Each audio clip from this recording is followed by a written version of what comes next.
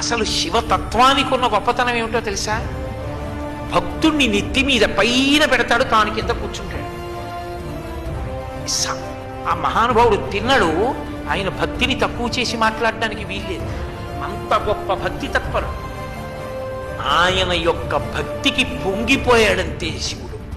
వచ్చి దొంగదండాలు పెట్టి స్తోత్రాలు చేసి బిల్వదళాలు తీసుకొచ్చి వేసేస్తే పొంగిపోతాడనుకోకూడదు. ఆయన అసుతోషుడు, దానికి పొంగిపోతాడు, కాదంటలేదు నేను. కానీ మనసున్న చోట ఆయన పరవశించిపోతాడు, నెత్తి మీద పెట్టుకుంటాడు. ఆయన ఎంగిలి నీళ్లు నోట్లో పట్టుకొచ్చి లింగం మీద ఉమిశాడు, అభిషేకంగా తీసుకున్నాడు. అంటే మనం చేయకూడదు, తిన్నడికి తెలియదు కాబట్టి చేశాడు, దాన్ని భక్తితో స్వీకరించాడు. కాలి చెప్పుతో శివలింగాన్ని తుడిచాడు, కూర్చగా అంగీకరించాడు. ఎంగిలి మాంసం మొక్క పెట్టాడు, నవ్యోపహారాయతి, మంచి ఆహారం పెట్టామని తినేశాడు.